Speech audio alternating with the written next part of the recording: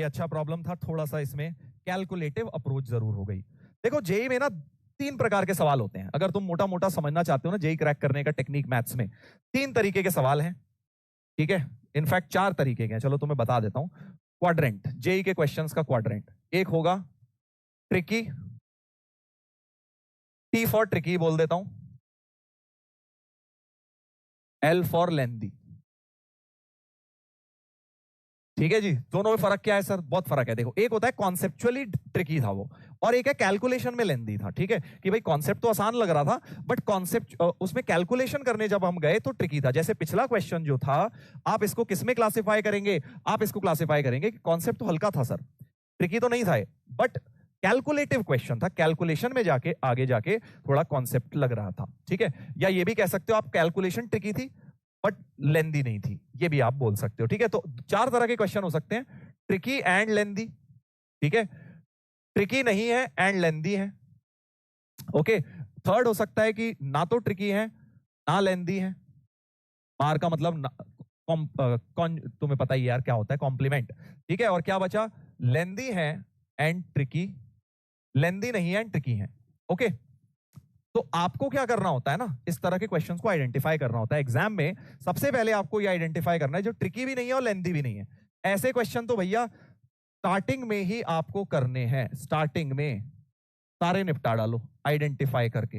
अब सर हमें ये पता नहीं, आइडेंटिफाई करना नहीं आता, वही तो सीखना है। इतने सारे पेपर्स देने हैं आपको कि आपको ये आइडेंटिफिकेशन आ जाए यार, कौन सा क्वेश्चन ट्रिकी है और लेंदी है, आप इन चारों में उन्हें क्लासिफाई कर पाए। जैसे नाइदर ट्रिकी नॉर लेंदी, कौन सा क्वेश्चन हो गया? ये वाला हो गया। ये ना तो ट्रिकी था ना लेंदी था, ठीक है, बेसिक कॉन्सेप्ट बिल्कुल आया, शुरुआत और अंत से टर्म नंबर पूछी, सीधे सीधे ये क्वेश्चन हमारा बन गया। इस वाले को आप आइदर फर्स्ट, सेकंड या फोर्थ क्वाड्रेंट में डाल सकते हो।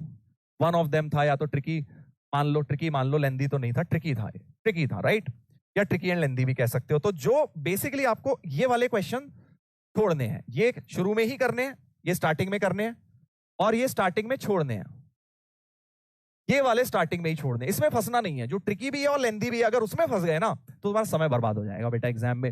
हम क्या करते हैं, हम वो ट्रिकी क्वेश्चन हमें इतना उलझा लेता है कि हम उसमें समय बर्बाद करते चले जाते हैं। तो अगर आप ये 2 चीजें भी शुरू में आइडेंटिफाई करना सीख गए, और ये जो 2 बचे हैं, अब मान लो आपने थोड़े बहुत ट्रिकी नहीं है बट लेंदी है, ऐसे क्वेश्चन थोड़े से फोड़ दिए, भाई आपकी कैलकुलेटिव स्पीड अच्छी है, थोड़े बहुत आपने ये वाले कर दिए, या फिर आप कैलकुलेशन में ढीले हो बट आप कॉन्सेप्ट पकड़ लेते हो, ट्रिकी लग रहा है तो आप लगा देते हो, तो थोड़े आपने ये कर दिए, तो आपका क्या है, ओवरऑल पेपर में बैलेंस होता है इस तरह का, ठीक है।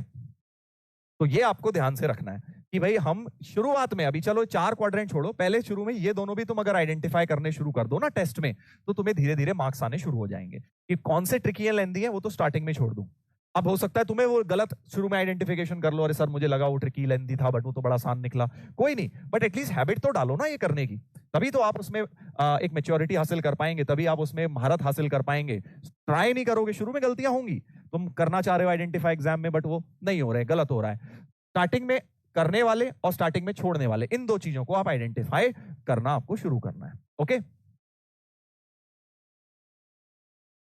ठीक है। ट्राई करिएगा, ऐसे ऐसे करके ही जेई में नंबर आते हैं।